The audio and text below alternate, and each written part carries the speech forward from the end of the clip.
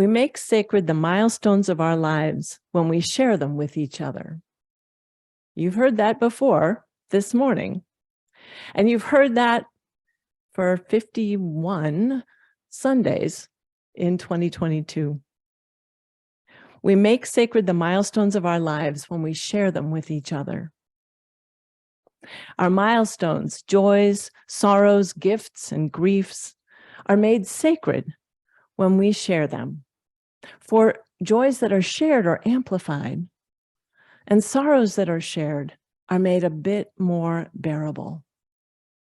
And when this congregation holds each other's stories with care and compassion and trust, when you accompany each other through the events of your lives, you strengthen the fabric of beloved community. And that is a blessing. Here at this threshold between the year behind us and the one ahead, it is good to reflect on the milestones of 2022 and to look ahead to the hopes and dreams we have for 2023. Over the past couple of weeks, many of you have taken the opportunity to write your milestones from the last year and your hopes for the coming year on these poster boards. And if you haven't done so yet, I'll put them in the back on the side table so that you can add to them. Now, many of the milestones that were shared here had to do with congregational life, and I want to review them a little bit. You resumed in-person services early this year, hooray. And you enjoyed many wonderful worship services. I joined you as your contract minister beginning in mid-February, which was a win-win as far as I'm concerned. It's been wonderful to be part of you.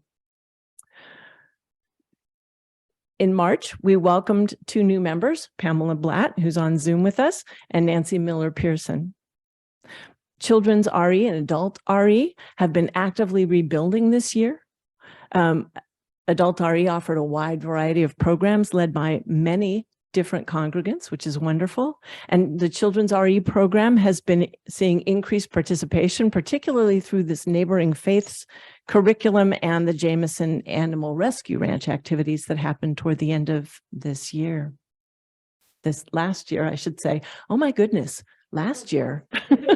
Last year, yesterday.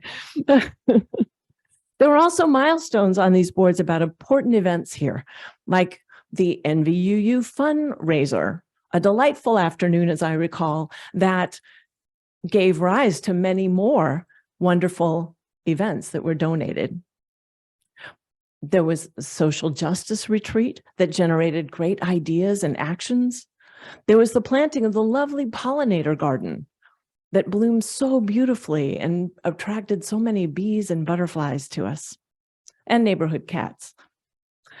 And the successful get out the vote letter writing campaigns. This last year, NVUU said goodbye to May Vetter, the office administrator who adeptly saw the congregation through the pandemic. And we said hello to Olga, yay, Mosina, who has proficiently taken on that role. And last September, you bestowed the title of Minister Emerita on the beloved Reverend Bonnie Delott. Those are some great milestones. Together, we held the first in-person memorial services since the pandemic began.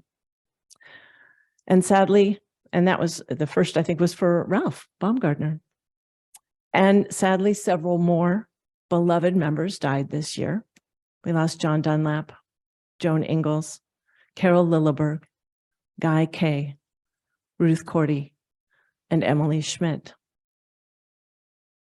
Some of you have also mourned the loss of relatives and dear friends.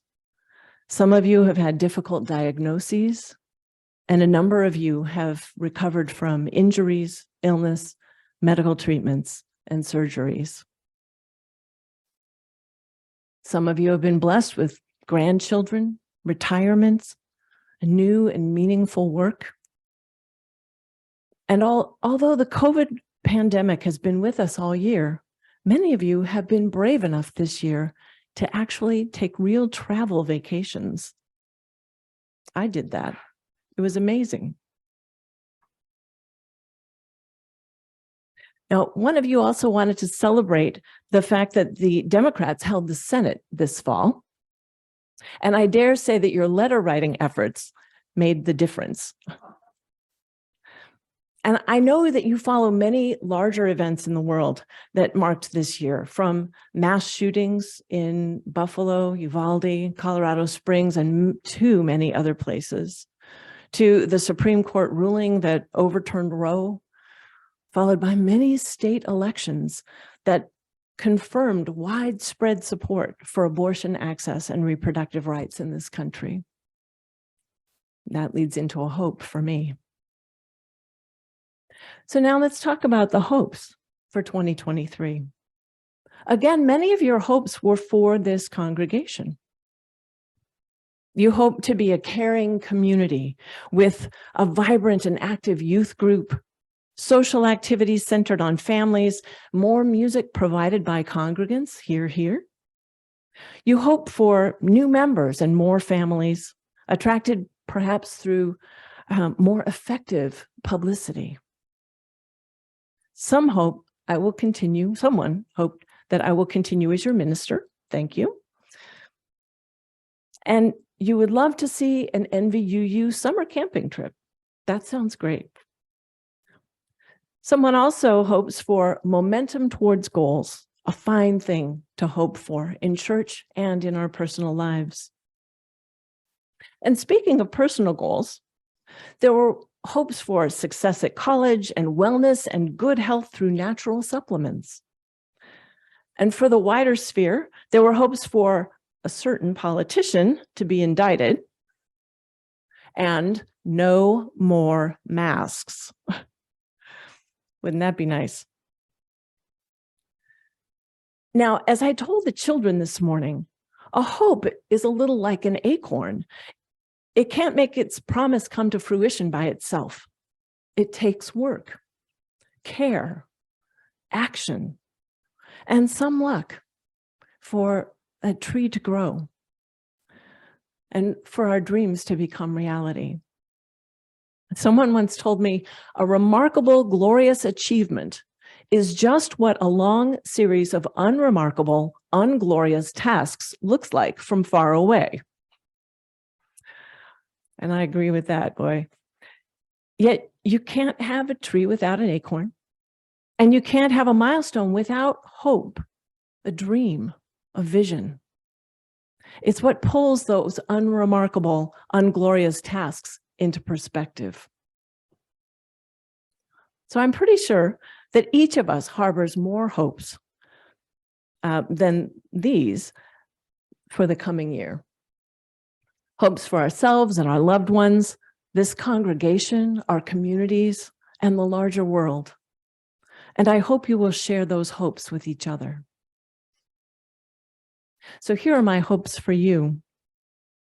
The best health and comfort possible, time spent with loved ones, something that gives you a sense of purpose and meaning, moments of joy that take your breath away,